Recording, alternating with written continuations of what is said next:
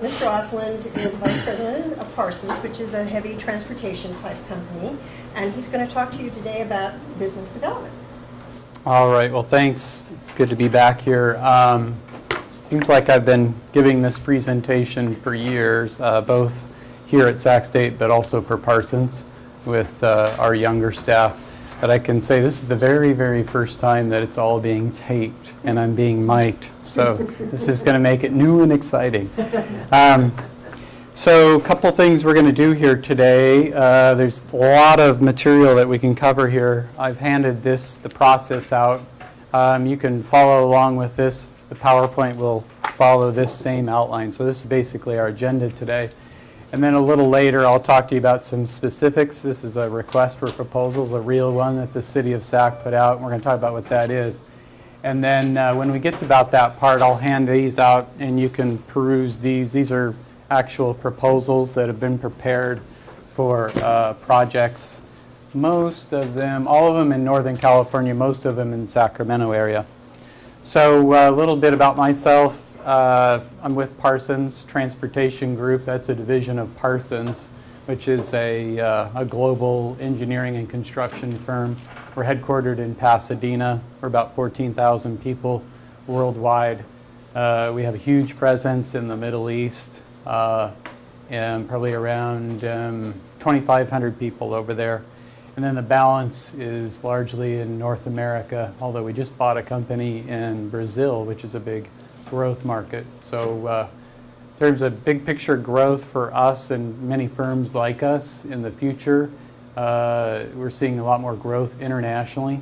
The work in North America is still a huge amount of work, but in terms of its growth potential is less because we're just where we, the United States, are in terms of our growth is different than other countries. So other focus areas for us are Canada and Australia, Brazil, like I say.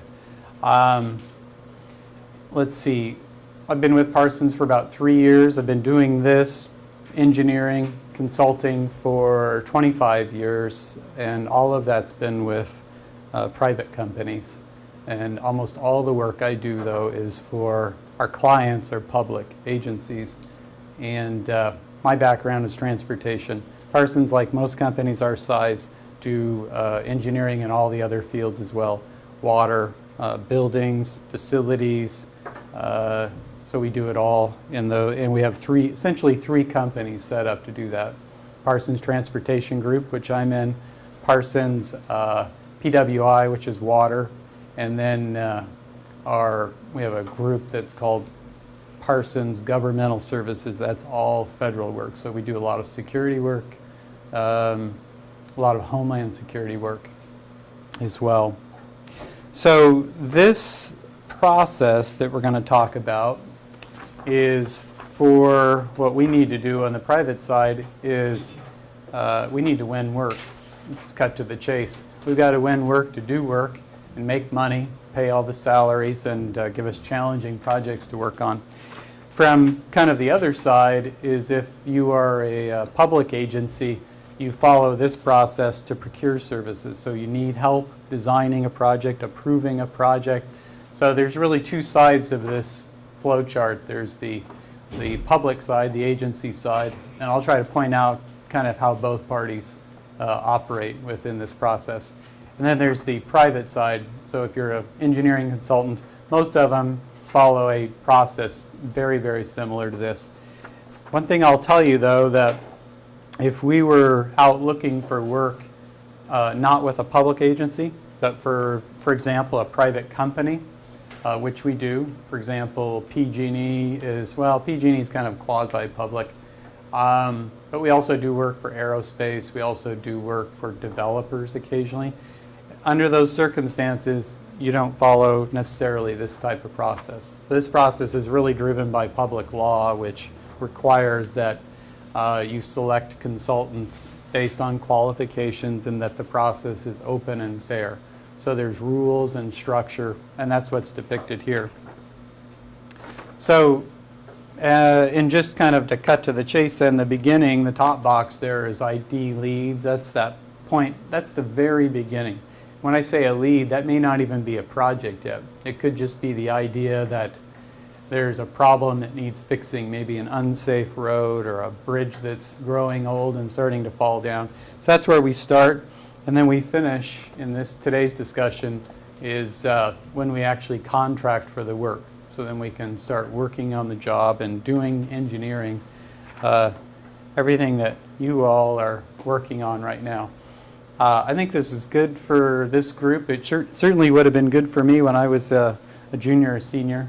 I went to San Jose State, by the way, graduated in '88, because it is different. It's kind of the business of engineering, which, as I recall, you spend a lot of time about the engineering, not much on the business of engineering.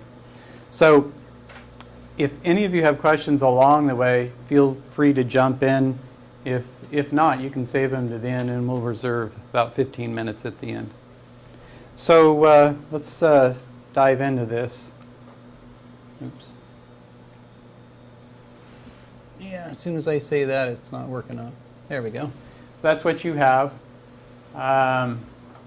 This is a great one-pager to kind of help you understand all the different pieces and parts here. The colored boxes are really defined milestones, where in the green there, we've got at some point you have to decide, are you going after a project or not? So that's a really important time, because you're asking ourselves, is this a good enough opportunity for us to put some more money in to pursue it? Because all of this pursuit work, we're using our profits to pay for that. We can't charge anybody for that.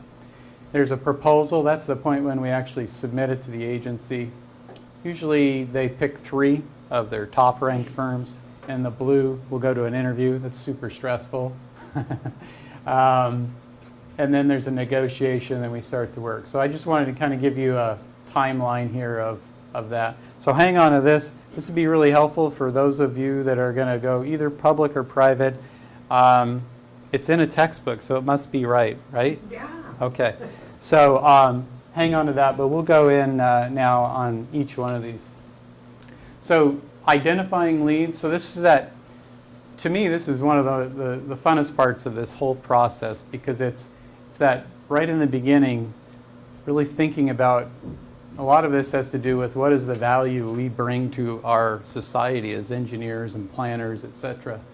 And that is really looking for solutions to problems out there. So when something is a lead like this is early. This might be years before it actually becomes a project. So we're looking for a problem that needs fixing. We're listening to people, our potential clients. We're reading the paper. So for example, right now, I'll give you an example here. Maybe you've started to see it in the paper. It was on the front page, I think, of the Bee a couple of weeks ago, about the idea of a new bridge across the Sacramento River downtown, new movable bridge. So that's not a project yet. It will be a project. It'll be a very visible project in the future, and hopefully within a relatively short amount of time, we're going to see a brand new movable bridge across the river, just in the rail yards area. So this is a project that I actually helped create with the city, and nobody was paying me to do it. I just looked at it and realized there's a huge need here, and after years of thinking about it and talking with the right people, it's actually now coming to fruition. So and that's a great example of what we want to shoot for. It doesn't always happen that way. Sometimes we're just reacting, or we might hear about a project that's coming up. We didn't create it, but we're hearing about it. So here's some of the key questions that we're going to ask ourselves during this early part, when we have to really decide, is this right for Parsons or whatever company you might be working for? So what are the required services? Is it something that we do? So if it was building architecture, I'm just going to kind of skip right over it, because we don't do a lot of, or any building architecture. There are other companies that do that, so they're going to be watching for those opportunities. How large is the project, or small? Does it fit kind of who we are? There's some companies that do, these ginormous projects. Other companies do small projects, some in between.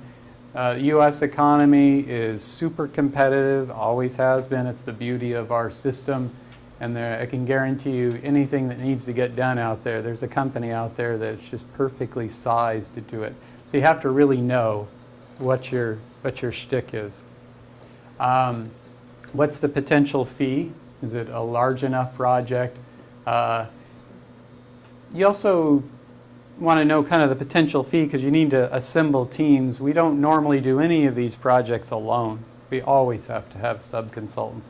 So typically, if I'm going after a project, say an interchange project, to reconstruct an interchange, I have to have a geotech sub, right? Because we don't do geotech. I probably have to have a public outreach sub to make sure that public understands what the project is, what the benefits are, that sort of thing. So we want to know how big the project is to know how big our team and our response needs to be. Is it wired by a competitor? That word wired, I don't know if you guys ever hear that word, or but some people might look at the word wired and say, well, somebody through some kind of scheme has figured out how to win this thing, maybe unfairly. That's not at all true. When we say wired in this setting, it really means has somebody been positioning for it, knows the client, knows the project, and we may look at it and say, well, they know it so well that the likelihood of us coming in and learning it just and catching up, as it were, is slim. So we may decide to not pursue a project like that.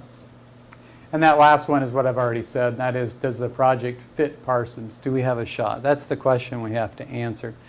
Because remember, at this point, we're preparing to, if we pursue it, we're going to spend our profits to continue pursuing it. So nobody wants to spend their money on something that's not going to actually end up working out for them. Some of these tools and methods, relationships and networking. This is a relationship business.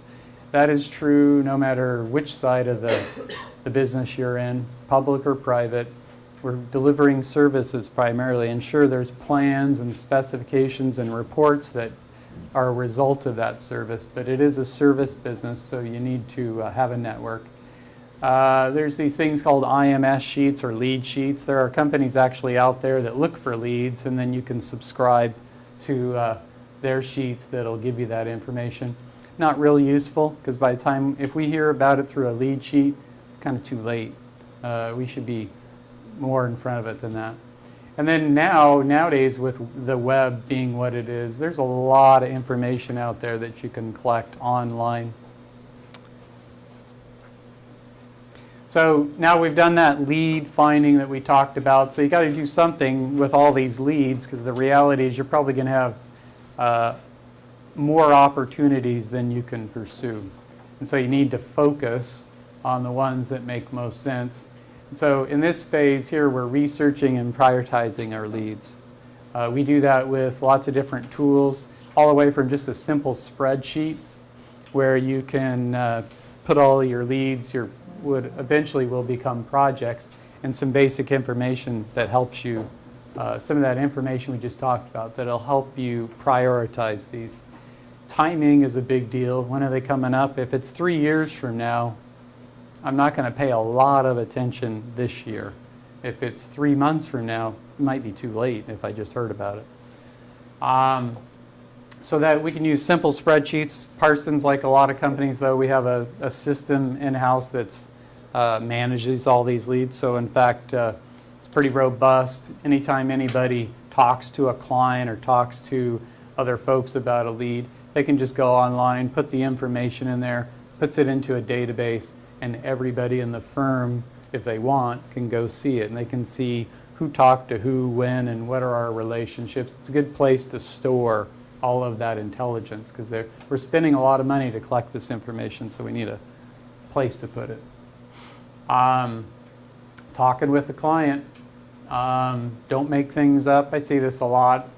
You know, engineers were, as a group, and I am a proud card-carrying member of the engineering community, so I can say this. So engineers, though, compared to the other folks out there, like the business majors, the others, we tend to be a little bit more introspective, a little bit more reserved, a little bit quite happy to just kind of do stuff by ourselves.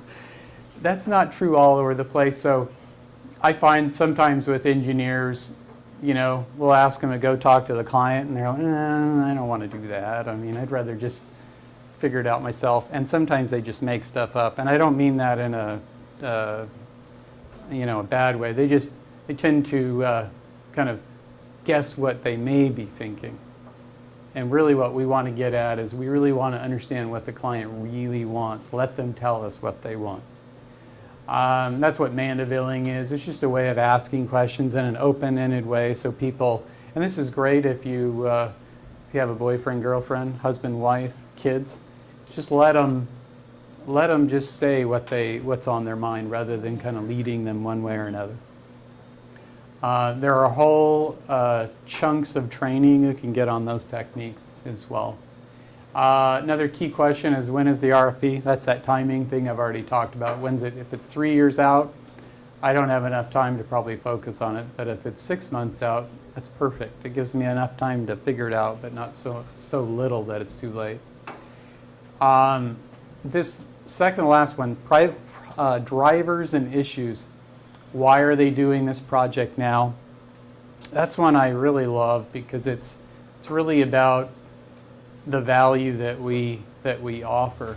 Because as you develop your skills as an engineer, as a project manager, whatever area you choose to go into, there's a lot of stuff we deal with is pretty complex. When you take engineering and right-of-way and utilities, the environmental process, permitting, all these things. And so really understanding what's pushing a project forward, why are we doing this project, and then what are the issues? What's keeping the project from happening? And a big one, of course, always is money. Is there enough money to do the project? And we find ourselves finding money. And I'll tell you, if you can find money for a project, that's not, you still got to win it, because that's the way it works here. But that's a huge plus, and we do that. So that's, and I think that's one of the most interesting parts of it. And then who's the competition? Yep. I'm wondering if you can explain how you find money.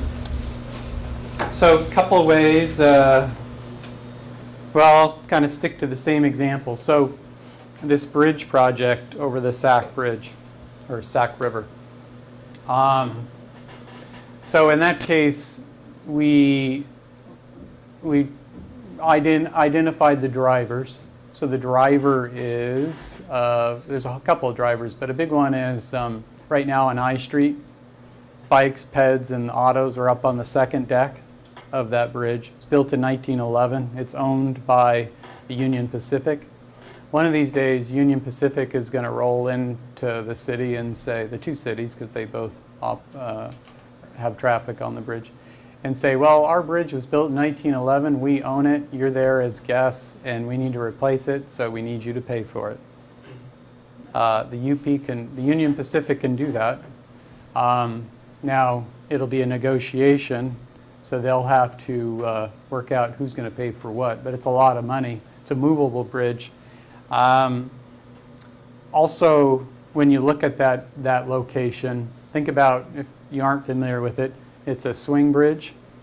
It's 2-lane up top. It's a horrible bridge. It's always, rails are falling off every year. It costs a lot to maintain it. You'll notice too that on each side of the river, on the Sac side, there's 3 viaducts that get you up to that second deck. There's the Jaboom Street Viaduct, the J, and the I. And then there's another viaduct over on the West Sac side. So early on, about 2 years ago, I realized, well, why are we paying all this money to maintain all these viaducts? And they're all in horrible shape. They were built in the 30s. What we should do is just tear all that stuff down and then build a new modern movable north of. And because we tore down all those viaducts, now there's 6 additional acres of riverfront that's riverfront, no structures in the way. The value of that land just went up, way, way up. So basically that was our funding strategy, managed, and we were going to take all those old bridges, thousands of feet of viaduct, off system. We're going to tear it down, don't have to spend any more money maintaining it, right? So we told that story to the feds. The feds liked it because it's the best use of federal funds here, because we're taking a bunch of old junky bridges off the system. And remember, the only reason it's like that is because back in the day, the rail yards was the largest repair facility for rail on the West Coast. So you couldn't have roads going through the rail yards, but that's all changing now. So that's an example. That's my best example of what we're talking about. We don't get to do that all the time, but sometimes the stars align and you get to do stuff like that. Okay, so now in this case, we've gotten through this lead finding. We've prioritized our leads. Now we have to develop a strategy to win a project. That pivotal entry, record and share intelligence, that's our system I already told you about.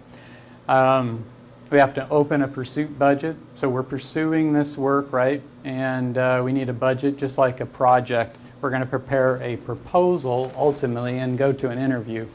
But these cost money. So we have to set up a budget and track that. We need to build relationships with the client and stakeholders. So it's not just the client, in this case, the city of Sacramento, but we had to talk with numerous other clients, or I should say stakeholders. And sometimes, most times, you have what I would say a couple of clients. So if we're talking about a new crossing of the river, the folks on the selection panel, it's going to be City of Sacramento, City of West Sacramento, maybe Caltrans, because that's where that federal money comes from. SABA, which is the Sacramento Area Bike Advocates, so they want to say something about this. So those are all the types of folks that may influence the selection of the consultant. You have to, in those meetings, you're going to verify your understanding and approach. So we've been doing this a long time. I've been doing this a lot of years, and a lot of times the issues are very similar, but you got to go out and verify it with people that are really involved here. We have to answer the question about teaming. Are we going to be the prime or sub? That is, the prime is the lead. The subs are usually specialty services that fill out the rest of the team. We have to answer that question, why Parsons? We use a technique called storyboarding to do that, which is essentially just they borrow the term from cartoonists who basically tell the story of a movie script through a storyboarding process. We do something that's similar to that, where we map out why Parsons and really try to hone in our messaging. And then when we're all done with that, if we've convinced ourselves or we've convinced other people at Parsons that, yeah, this is a good opportunity for us, it's perfect for us, then we'll make that go, no-go decision. So we could have gone through this process and realized, you know, we thought it looked good, but when we look at what we can do here, the value we can add, or maybe somewhere in there we figured out there's a competitor who's way ahead of us, then we can still make a no-go decision. Okay, so here's the first kind of milestone that I talked about where things get real quick. So what we're going to respond to is a request for proposals. And this is one, this is for an older project for the city of Sacramento. It's called the Riverfront Reconstruction Project. But these requests for proposals are fairly standard from the city. So when you get one of these, this is what we're going to respond to. We have to submit a proposal by a date certain and a time certain. You can't mess that up. If you're a minute late, it's rejected. There's no harder milestone in our business. It's probably a harder milestone than even you're experiencing here at Sac State. Because everybody's got a nice professor, you can be just a minute late. Oh, that's fine. Under this scenario, no. They'll just turn you away, and that is devastating. So don't ever let that happen. I can tell you a story about that. Maybe I should now. Okay, so here's how hard it is. You could prepare a proposal, and you prepare maybe 10 or 12 of these. You submit them to the agency. This is what they're going to evaluate to decide if you're the right team. You show up. It says here that it's due, this was due 9:30. No, that's the pre-proposal meeting. 4 o'clock Thursday, February 2nd, 2012. So you get there at 4:05, let's say, to try to deliver these. You do it by hand at City Hall. You roll in, and they look at you like you're 5 minutes late. We can't do it. So they turn you away. This costs $20,000, $50,000. If it's a really big project, $100,000. If it's design build, like we've won these couple big projects in Texas, Dallas, Fort Worth, we could spend $1 million of our own money. Now it's going to be a lot different than this. $1 million is for design build, where you're doing a bunch of pre-engineering. But the point is, it's at least $20,000. Doesn't look like it, does it? It looks like $100. Yeah. What percentage would you say of your proposals actually get rejected versus the ones that are accepted? I've been doing it for 25 years. I've only been witness to twice in 25 years. If you miss and in one of those cases, somebody got heavily reprimanded, and the other one, they ended up getting dismissed. So you cannot let it happen.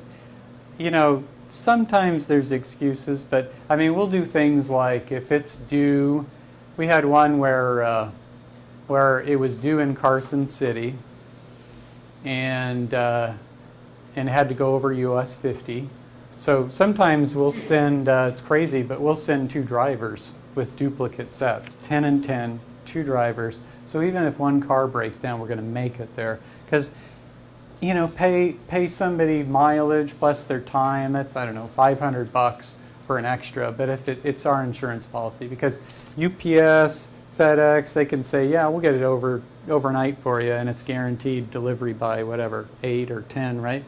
But it's just guaranteed for the paper value, not for the investment of what it took. So they're going to guarantee it for they'll give you $200, but this cost is $50,000. So you got to be very careful. Yeah. I was wondering why so many of the proposals were needed. You said you needed 10 of them just to go into the project? Yeah, so normally you do 10. It varies. The RFP will tell you, but normally there's 5 to 7 panel members, so each and every one of them gets a copy, and then they usually want some extras. Yeah. Okay, so you spend 20,000 or 50,000 like for the project. Is it like from your own like pocket money, like the company's money? I'm sorry. Say that again? Okay, when you spend like 20,000 or 50,000 like for the project, is it from the own company money or from the pocket money for the company, or is it like through the okay when? Overhead, he's asking. Oh yeah, I'm sorry. It does come out of our overhead, which is essentially our profit. So all the money we make at the end of every year, we use a portion of that to pay for our ability to go after new work. So, and for our business, just kind of a rule of thumb here, in engineering architecture business, if you have billings of say $1 million, you charge a client $1 million, or 10 clients $100,000 each. The profit that comes out of that on $1 million is about 10%, so that's $100,000. So if you miss one of these, now you might as well have taken $50,000 and thrown it down the drain. So it's going to take $500,000 worth of real work to make up the loss. So that's why I've only seen it twice in 25 years. We'll get it there early. That's what we do. We've just adopted a policy of whatever they say, we're going to deliver it a day early, so that if something freaky happens, we're still good. So more about this request for proposals. It is you have to follow it exactly. Page limits. There's always page limits, so it'll say 20 or 25 pages, whatever their limit is. It'll tell you what's included in the 25. It'll tell you font size. It'll It'll specify exactly the order of material that you have to submit. All of that is for their benefit so that they can look at, because nowadays, for every project, you could have 10 or 15 firms submitting. So they've got to do some kind of standard format so that they can actually review and compare the proposals. So they'll usually have a pre-proposal meeting, your opportunity to show up for questions and answers. Those are pretty useless because it's a it's a little bit of a poker game. All of your competition's there. So guess what? Nobody's going to ask any thoughtful, well-structured questions. Everybody's going to ask, that 12-point font on there, you sure that's what you want? Yes. Okay, very good. And it ends up just being kind of a little bit of an opportunity to kind of look around the room and size up who's going after this. Is there anybody missing from the room? It's pretty funny, actually. Sometimes I go when we have no intention of going after it, and I'll ask those really thoughtful questions and kind of, everybody hates me when I do that. That's not true. But it's kind of nice to have that freedom. So they'll also tell you what the scope of services is. They'll give you an outline. They're not going to tell you exactly what they want. They'll give you an outline. It's our job as a consultant to put together the detailed work plan and tell them what we think they need. Selection criteria are specified, so how are they going to judge these teams? Let's see. Sometimes you have to interpret the RFP, because like I said, you got to follow this exactly. But the problem is the folks that write these are human, so they make errors and they aren't clear in all areas. So sometimes you just have to, you're going to have to fill in the blanks but that just comes with it. It's not a real big deal. Most clients will give you a little latitude there. It is qualifications-based selection, so for those who don't know, both at the federal level and the state level, there are laws and statutes that require that engineers, architects, A&E services in general use qualification-based selection. What that means is you can't just pick on price. It's not, because there's nothing like a set of plans. A contractor has a set of plans and specs, very specific, that they can price. We don't. So the law says you have to use QBS. Basically, that just means we submit a price, it's sealed. After they pick the firm who they deem most qualified, then they unseal it and look at the price and start the negotiation. If they fail to negotiate, they can go to team number 2. And if they failed again, they can go to team number 3. Rarely happens. And like I said, the deadline is firm like no other. That is for sure. So what's in the proposal? I have some examples here. So you, sir, there's Sack Bridge. That's the project we ended up, the one I was telling you about, that's the one we ended up winning. And that's a corridor study over in Contra Costa County. Here's an interchange, Richards, I-5. Here's a program management, also in Contra Costa County. And this one is called the Camino Parallel Study that's up in near Placerville. And so what's in this proposal? So it starts with a cover letter. The cover letter is usually a page, maybe 2, probably 2 pages, and you need a really good cover letter because the guys and gals looking at this stuff have 10 or 15 of these sitting on their desk, and then they unfortunately have to take them home on the weekend and wade through them. I think if you have a really good cover letter, you should be able to get to the top of the pile just with your cover letter. So you want your cover letter to act as an executive summary and really be able to drive home, answer the questions. I understand your project. We've got a great approach. I've got a great team. All of that in 2 pages. Within the body of the proposal, you'll see in all of these, there's a firm description with experience. So it's our qualifications answering the question, have you done this before? Do you know what this stuff's all about? We'll talk about, and we'll provide an org chart for the project manager and then the key leads. So typically an org chart for the work we do is there's a PM. Clients always at the top because they're the most important. Makes them feel good. Then there's the project manager.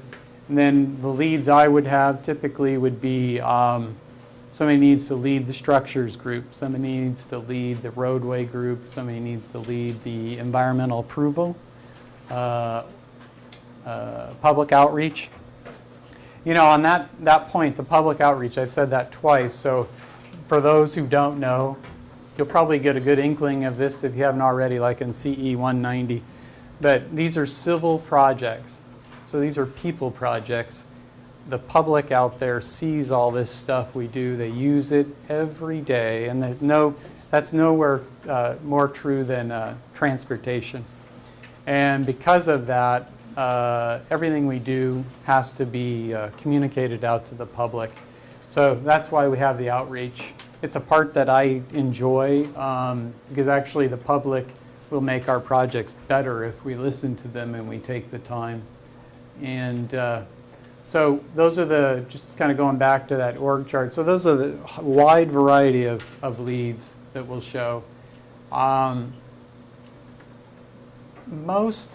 Most of the proposals that I've handed out, a lot of this stuff is kind of in the can. In other words, our qualifications is our portfolio. So that's stuff that doesn't change. It's not custom necessarily for every proposal.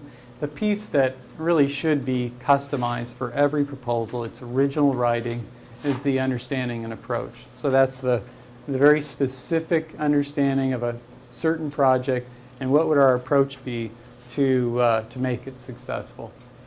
And then beyond that, we'll have a detailed scope of services. So in the RFP, I might get a 10-task outline of what the client thinks they want. And then I'll take that 10, and it's one-page outline.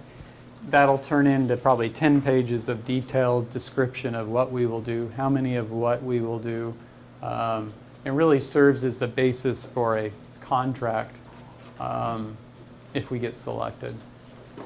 And then finally, like I said, there's a sealed cost proposal. So those are required by the QBS laws. And different clients do it differently. Sometimes they'll have some clients that probably interpret the law the most strict way. If we don't win, we'll actually get our sealed proposal back and it was never opened. That's a good feeling because then we know they never looked at price. Sometimes they keep them. That's a problem. Sometimes they just kind of disregard the law and they open them. They arrive and they just cut them open. And what's the price?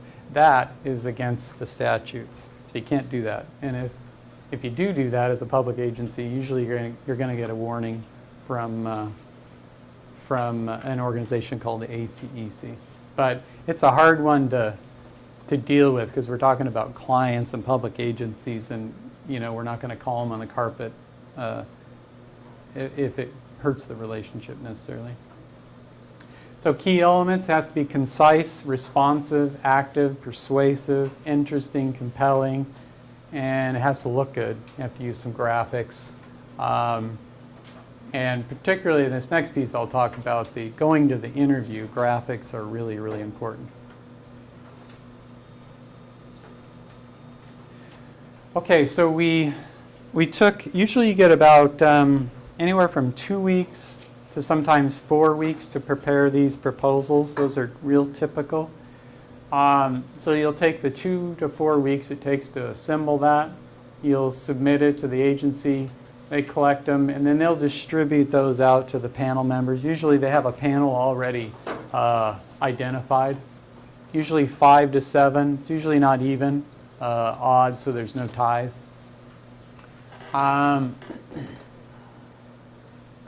Like I said, they have a lot of proposals to review, and you can't assume that they'll read all of them, so that's that cover letter thing. It needs to be good, really good. They will have a ranking criteria and score sheets. I had a situation once where we went after a project, and we came in, we didn't win it. Somebody else won it. And I was told by the client that we placed second. And so anyways, the other firm wins it. And they attempted to negotiate. And then, rarely happens, but there was a personality conflict between the client and the PM. And they couldn't come together on price. So the client called me and said, we're going to number 2, so we'd like you to come in and start negotiating with us. And I said, great, you know, it's good news after getting all that bad news. And when you lose, it is so disappointing. You have to learn how to deal with that. But after you lose a bunch, you get used to it and get pretty good at losing. I try to tell my kids that. I'm not sure they believe that. So anyways, so what happened was she told me I could come in and all that. And then she called the next morning and said, stop, we can't have you come in. I said, well, what happened? Because there's been a challenge. And I found out that, so what had happened, this is classic human nature. So what had happened is they told the number 3 team, found out that we were getting called in, and the number 3 team said, wait, you said we were number 2. So why aren't we coming in? And the client said, no, I don't think we said that. This other team was number 2. You were number 3. And they said, well, where are the score sheets? We'd like to see the score sheets. Client says, we don't really have any score sheets. You know, we got the group together, we talked it over, and this is where we arrived. And the firm said, the other third place firm said, well, if you don't have any score sheets, we have a big problem with that because there's no documentation to say what you say is true or not. Well, then the attorneys got involved, and guess what? The attorneys say, you got to go back to the beginning and do it all over again. So we ended up having to recompete it, et cetera, et cetera. So from an agency point of view, you really, and if anybody ever asks your opinion, you got to use score sheets, because if you don't, you're opening yourself up to that situation I just described. And by the way, we did not win it the second time. It was a messed up thing. It went to a sub of the third place team the first time. Let's see. Selection shortcuts, reputation, and brand help. So this is just interesting stuff. If you have a well-known brand, just like you notice when, I don't know if you guys are this way. I think I'm a little bit this way. But if you go shopping for anything, like let's say you go shopping for a stereo, Sony always kind of ends up on your list somewhere, usually. And then there's 2 other brands that claim to have better performance. You never heard of one, other one kind of, sort of. And they're cheaper and they're supposed to be better. Now, you all probably react to those as, well, some of you probably say, well, I'm going to check it out, right? I'm going to spend the extra time to check it out because it sounds like it could be a good deal.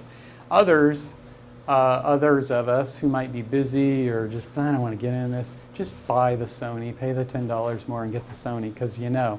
Well, that's what I'm talking about. That's that shortcut. And reputation and brand are one of them. And firms like ours, engineering firms, have brands as well.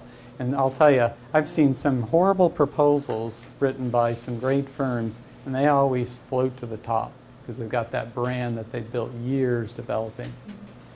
Panel dynamics, how things really work. This is an interesting one too in human behavior. So you'll have a panel of, say, 7 people.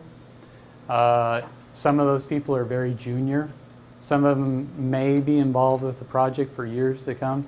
Some are never going to be involved with the project. Some are strong personalities. Some are a little more timid. You've got all these different kinds of people. Well, I've seen things where you get a strong personality in there who's going to be involved with the project.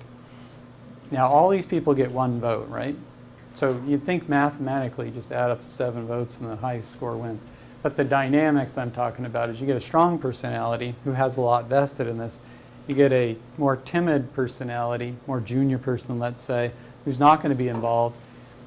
And the top 3, this is the United States of America, super competition. 15 firms submitted, the crappy ones dropped out. The top 3 all could do the work. That's the truth. The top 3 usually can all do the work. So it comes down to personalities and little nuances. So you get this panel, and they've got a tough choice. And you got a strong personality that's saying, I want to vote for Parsons. And there's somebody over here, a more junior person. Gosh, I don't know. All 3 could do this. They were all so good. And what do? They kind of give their vote away. So that's the dynamic. And they'll give it to the strongest personality or the most trusted person on the panel. So there's a lot of influence that goes on. They're still going to cast the vote. But put yourself in that situation. If you had 3 great choices, I can't even tell the difference. They're all great. And I'm not going to be involved with the project anyways. Joe over there is, so I'll just kind of vote his way. So those are the dynamics. So you really need to understand who's on the panel, what motivates them, how they operate. From that, they'll create a short list. The short list is, like I say, 15 firms submitted. 3 are going to go to an interview. Sometimes it's more. Normally not more than about 5 firms would go to an interview. So the interview, it's showtime. I think, well, I've gotten used to it, but it's always stressful. You know, you're in there selling yourself and your team in front of people. It's intimidating. It's timed with a certain format, and you're trying to be as persuasive as possible. It helps if you believe what you're saying. Right? I don't think anybody can sell or persuade effectively if you don't really think. Now, there are some true salesmen out there that could do that, but engineers are way too honest and objective as a group. So we're kind of quiet, but we're also honest. And we're not prone to be just pure sales guy. I'll tell them whatever they need to hear to close the deal. So it is stressful. There's usually the format is about an hour total. You get 5 minutes to set up. You get 20-25 minutes to deliver your PowerPoint. It's kind of the same format here, except I would have a whole team with me of maybe 6 people, never more than about 10. That gets to be a crowd if you're taking that many people. Not everybody speaks. Usually, if it's a 20-minute PowerPoint, you might have 3 or 4 people with speaking roles, with 5 minutes apiece, maybe, tops. And then you've got other people with you on the team that are available during Q&A. What's it like? Did I say it was stressful? But I'll tell you, if you prepare and rehearse well, it makes the actual show. I always find when I get there, it's such a relief to not be preparing anymore that I immediately do better than the rehearsals. Some of the worst presentations are in the rehearsals because it's like you borrow people from your office, people that might work for you, or people you work with, and you're like, "Hi, I'm Greg Oslin," and thinking, you know. So when you get to the show, though, if you prepared well and you rehearsed, it should just be such a relief, and you know it's showtime, and you just know no matter what, in 20 minutes or say an hour, I'm done. And all these months or years of preparation, we're going to be done. Let's see, it's going to reinforce the message in the proposal, focusing on the key differentiators. So there's a lot of stuff in these proposals that you have to provide, but a lot of it's not really worth talking about in a very short format. So you want to focus on what are the things that help them make the decision, the right decision, which is to pick your team. Answering that question, why Parsons, why CH2M Hill, why URS, whoever you work for. Seeing the team answers the question, can we work with these guys? I think that's a really good one because, you know, like I said, you get these, so it's 3 of 15, that's who's on the short list. And this is a trust business. It's a service business with a high level of trust required.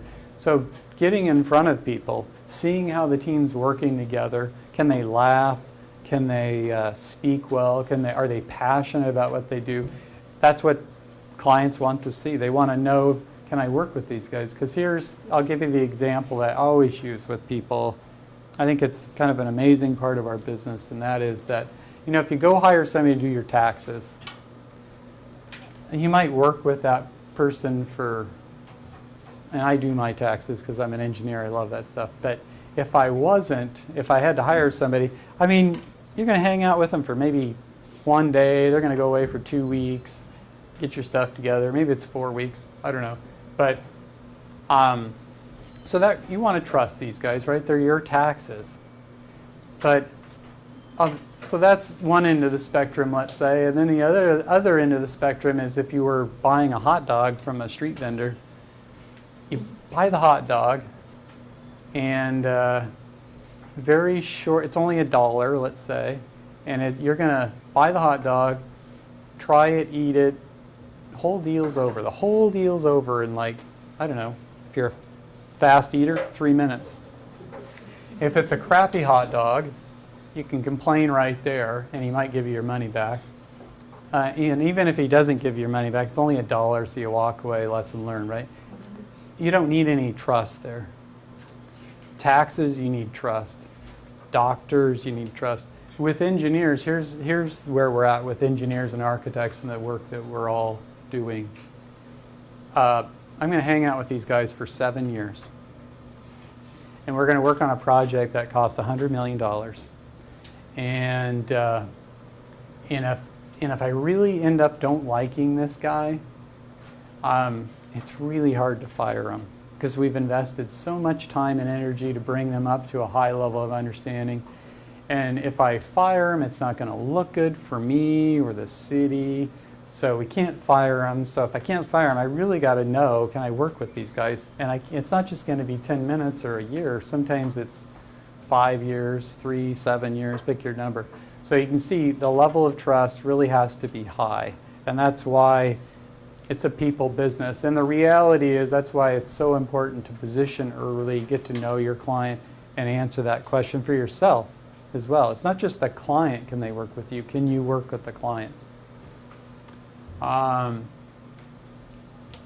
then managing stress, rehearse, confidence, and mental perspective. I kind of touched on that. So managing stress is important here. You know, after you do it a while, what works for me is I just realize, and I realize it about all you guys out here, is that I know all of you have complicated lives. I know you all have things going on. You all have good things and bad things. All of us do. We're all human here. And, you know, we all put our pants on the same way. Well, most of us. And so once you realize that, you just realize, and you believe in what you're doing there. We're at that interview so that we can help somebody solve a problem. If you believe all that, what's there to be stressed about? There really is nothing. It's just as simple as that. But on top of that, so that's that mental perspective, the confidence, but rehearsing. And the rehearsing and confidence go together. Like anything, if you rehearse it over and over and over, kind of play it back in your head, you're going to be able to be confident.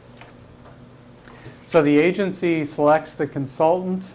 They do that with these score sheets. They'll usually come out with a ranking. Oftentimes they don't share the ranking. They'll just notify the top firm you've been selected. There is a process to kind of a afterwards, after everything's happened here, you can go in and review the other proposals. They are public property, so you can review those and learn, you know, where did we make our mistakes. You can review the score sheets if they're available. But back to the selection process, I talked about the group dynamics, influencers, veto power, neutrals, all those types of folks. They'll notify the top ranked firm. Usually nowadays they just do it with email, sometimes they call. And then they unseal that cost proposal. And like I said, not always the right way, but normally they do. And City of Sacramento, by the way, is perfect that way. I mean, they have a process and they stick to it, and it's in full compliance with QBS. This kind of reminds me of a story on the one that's out there for the program management services for Contra Costa County. That one I actually got the call that we were awarded the contract, but it started with a question, which was, did anybody ever talk to you about what was going to be in the interview or what the questions were going to be, anything like that? And I said, no, never.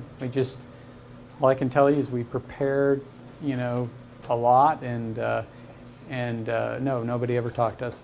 And they said, okay, then congratulations, you got the project. So that was good news. Well, I found out subsequently that there were 3 teams in. there was a sub-consultant, a minor sub-consultant that was on 2 of the teams. Maybe even not even the short, no, it was on, there were 5 firms. So they were on some other firms. Well, what this sub did, and this is a lesson for anybody that's ever going to operate as a sub-consultant, you have to be careful. In this case, the sub-consultant went into an interview in the morning, and then they had an interview with another team. They were on another team in the afternoon. So they, and I don't know how the story went exactly, but they came together with the prime, and the prime probably said, so what were the questions they asked in the morning? And the sub shared. And that became known to the client, and that poisoned that team, because that is an unfair advantage. So that's why they were asking me, did any sub ever give you that information? Thankfully, that particular sub wanted on our team. I already had the role filled, and I said no. So, and that was the best decision I ever made. I didn't make it for that reason, but so then the negotiation begins. This is the meeting of the minds. All these things get covered, and I think in this order is good.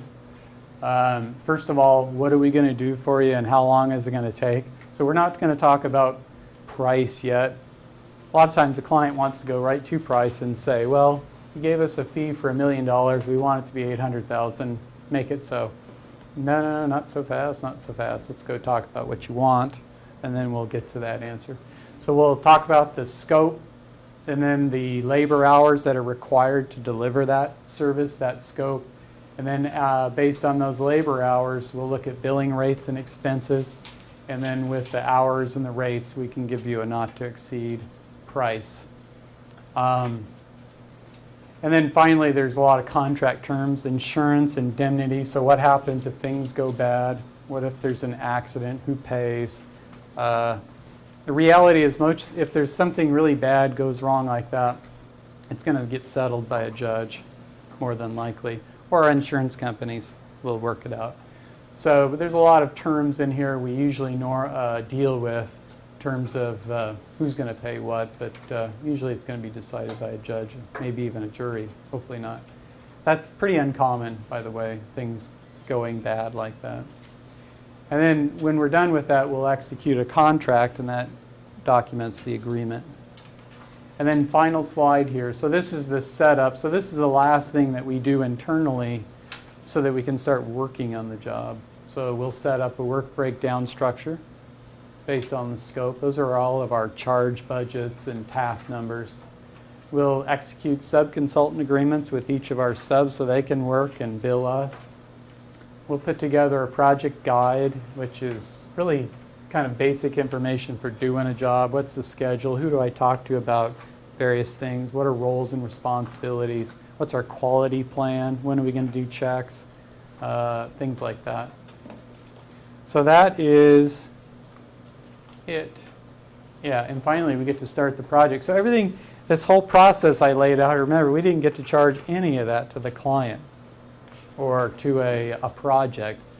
There's a lot of things we did that are going to immediately be useful for the project because we've kind of already started doing the project.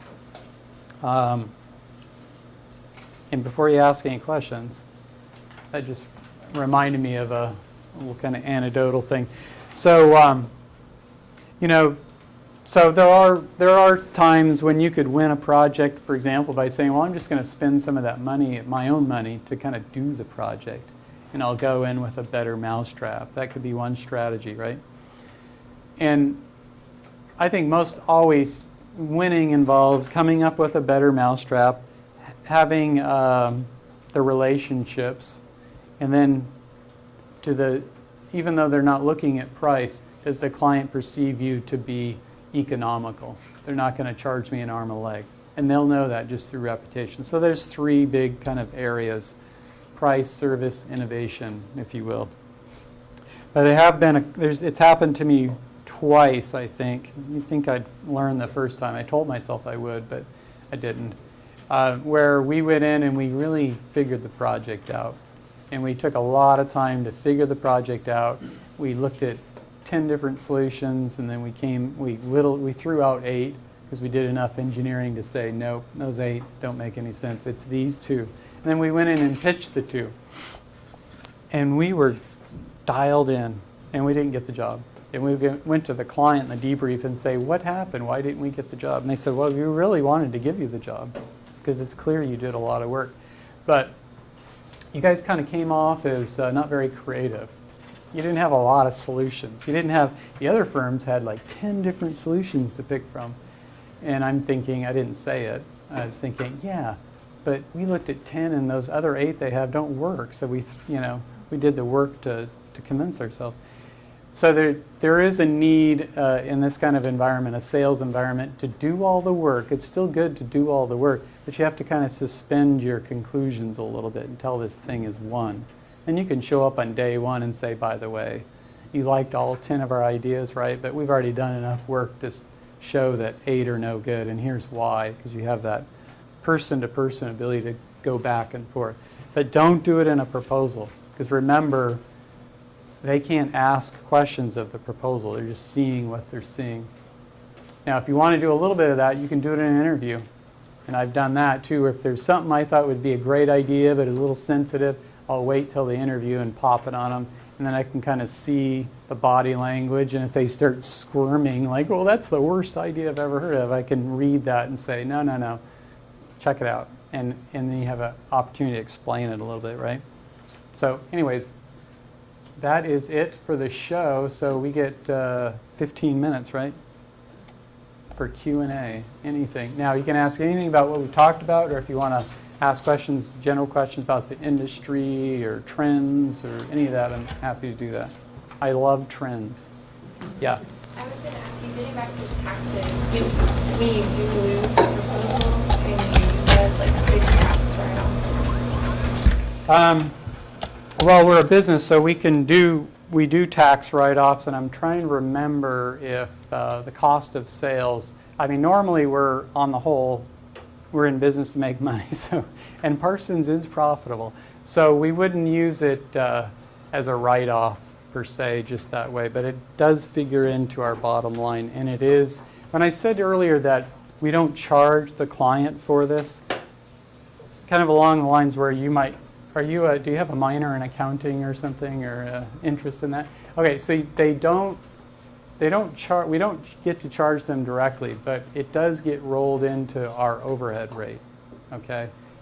And so the reality is all of our clients pay for this indirectly, because when we charge, so for example, if I have somebody that's making $50 an hour, that's what we're paying the person, right? What that's going to cost a client is generally maybe 150. Like a 3.0 multiplier is very common in our industry. Ours is lower. Ours is like 265. But it's going to be 265 to 3. Normally you get capped at 3. So what that means is you charge $50, or you pay the person $50. You charge the client $150. That pays for the lights, the office space, the benefits, vacation time, cost of sales to go out and win this work. It includes everything you can imagine. Things it does not include are lawsuits, drinking, all the good stuff.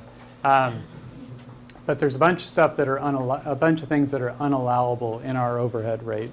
So that stuff just gets swept off, and we pay for it, but it doesn't get charged anyway to the client, directly or indirectly. Does that make sense? Kind of, sort of? I probably made it more complicated than it needs to be. But the answer is generally no. We don't write it off, but it is on our overhead. Other questions? Yeah. When you first began kind of going out into the work field from college, what advice would you have wished to have had that you didn't get? Boy, that is reaching back. You know, I always felt like I got really good advice. I think the 190 program here is great. We didn't have that at Sac State, or I'm sorry, at San Jose State. We just basically had to, I think we had a requirement, we had to have a job before we could graduate. It's like an internship, right? But I think, and I did have an internship. I would say, you know, one of the most important things you can have in the beginning I think an internship is really important. I know they're kind of hard to get, harder than they used to be. Wow, you really stumped me. Normally I'm not at a loss for words, but you really got the chink in the armor here. Let me think about that in this course. I'll probably come up with something. Are you leading in any particular direction with that question, or it's just open-ended, just hit me? Oh, jeez. You're not going to give me anything, huh? Okay. You had a question. Yeah, kind of. So as part of the proposal process, you know, when you're preparing that as a firm, there's different companies that you list, or you'll submit that with the, I looked over through a few different projects, you know, when you're giving resumes and stuff, you know, you say, we'll work with this company and this company for environmental, geotech, stuff like that. Right. Now all of this is tentative on whether you actually get the project or not. So those companies that you've consulted and stuff, are you leading into a contract with them, so to speak, or do you still have a choice after you've won the project to still work with that company, or can you choose to not work with them? Like, where does that kind of, Right. do you So cement that, or, you know? there's no, so during the sale, there's no contractual relationship. It's a understanding.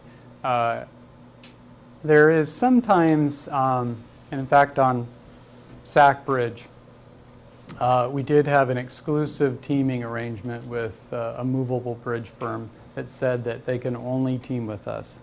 So it's not purely contractual, but it is in writing. It's a teaming agreement. But normally we don't have a lot of those. So our relationship with our sub is, you're on the team. If we win, we're going to enter into a sub agreement with you. Subs tend to be on many teams. So there's no, you know, there's probably a dating analogy in there somewhere, but if you're on every team, it's like whatever, you know, low level commitment, you know, it's kind of understood. Did that answer all of your question? Oh, the second part of your question was, now if we win, can we just willy-nilly switch to other subs? Yes and no, generally no. It's not precluded. Sometimes we'll win and a client will ask us to switch a sub out. That gets pretty dicey because the sub that's on the team, of course, is going to say, what, we can do that, don't switch. And so everything's a discussion. But in general, you shouldn't be switching subs after, but sometimes you do. Does a client ever examine your body of work and say, hey, Parsons is really good, and then they approach you and say, can you do this project for us? And then kind of leads into part two. Have you ever had like one project that's more profitable than another, so you have to deny the other one and say, we don't have like the time or resources to dedicate? No.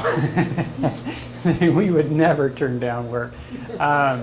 Your first part of your question, have we had it where a client shows up and wants to use this? So the public agency clients are precluded from doing that because it has to be open and fair.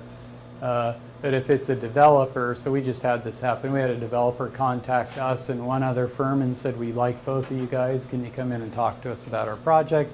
We went in and did that. We showed up with a little PowerPoint with some of our projects, and then they just gave it to us after looking at both. There wasn't an interview. There wasn't a score sheet. Doesn't need to be. These are private entities, and private companies can do whatever they want. It's their business. So that's an example of that. And I am still working on your answer. I think one of the things, kind of looking back, is, you know, if you have a kind of you know, if you're predisposed to, if you like talking, if you like persuading people, if you like communicating, my advice would be to just kind of use that and develop those skills. There's lots of different ways you can do that through training and through other events, and you know, there's Toastmasters. I've never belonged to Toastmasters, but there are folks that in the industry that do. So develop those skills, because when I look back, I mean, I'm an engineer's engineer. When I was a kid, I took apart vacuum cleaners and put them back together. My mom threw a blender into the trash. I was like 11 and pulled it out and made it work again, took it back into her. And So I'm an engineer at heart. But looking back, I think that, and seeing what I see, is engineers are way underrepresented, I think, in the public policy decision making. And we are needed, because there's a lot of kooky decisions being made out there by politicians and folks that it's just maddening. And a little logic, a little objectivity, and that's a strong suit of us engineers, is that, and we're honest, and more honest and objective than the average, I would say. So we should use that, but we got to be heard to use that. So that's one thing I would say, is kind of develop that skill if you have it. Not everybody has to have it, but it would be good to develop that. What advice can you give students in order to obtain an internship? Well, I get asked that question a lot. I think that I guess I'd preface it by saying that luckily I think we're on the cusp of some positive change in terms of our business, in terms of the future growth of our business. For example, that developer I think I just told you about, a developer approached us. That was just like 4 or 5 weeks ago. Well, developers haven't been calling for 5 years. And in this case, the developer was calling and wanting to hire us because he has 300-unit housing project that was alive in 2008, and then they shelved it. But to do the project, they've got to spend $10 million or $8 million of their own money up front to put in a railroad grade separation before they can build one house. That is amazing that that's back. And we're seeing it all over. And there's another one in Davis. It's also happening in the Bay Area. So that is a hugely positive sign that the private industry is kind of waking back up. So that's the good news. In terms of ever getting an internship, it doesn't matter if it's good or bad times, whatever. I think you got to be enthusiastic. You got to get out there and make the call, do cold calls. I mean, I did that in 1988.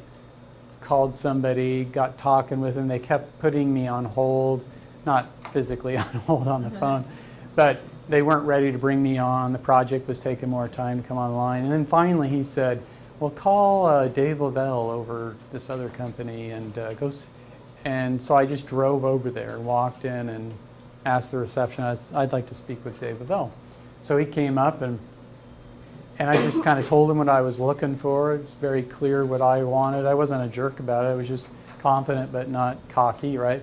And he ended up making that offer. That can't happen every time, but it's that kind of energy you need to put out there. Positive, confident, some of these same things we talked about here. I think when times are tough, you got to remember where all these managers are, these hiring managers, people with the ability to hire. We've got businesses that are being pushed really hard to be profitable. That's true at Parsons, it's true everywhere.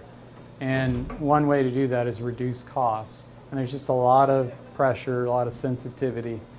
And so if you can put yourself in their shoes and think about how could I relieve that person of that barrier to hire me as an intern.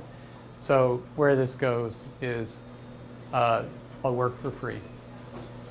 Pick your number for 3 months, whatever. Or I'll just work for free. How about that? And if you're confident in your own abilities, reality is you can go work for free with this internship. And if you do what you said and you're performing well, if for no other reason, they're going to start feeling guilty that they're not paying you. And then they're going to, lo and behold, one Friday, they're going to say, we were thinking, if you don't object, we'd like to start paying you. Okay. But you got to get your foot in the door. Because, so if you get stuck on, well, I got to be paid, I get it. But there's a lot of value. That just removes that barrier for them. So that's not all the answer. I'm sure there's others, but those are the most important things, I think, for me. Yeah? Just curious, I was looking at this proposal that you had, and I saw a picture of the Caldecott Tunnel. Were you awarded that project? So that's an interesting one. So we are the engineer of record on the Caldecott Tunnel, the fourth bore. But in that case, we're also the we're also the program manager. So what that means is all the transportation projects in Contra Costa County funded with their half-cent sales tax. We oversee all that, but in that case of the Caldecott, that's a contract we won years ago. So we're also the lead on that. It was a very, very cool project. We also did the Carquinez Bridge. That was back in '96, I think, the new Carquinez. Any other questions? Okay. All Well, right. Thank you very much. Thank you.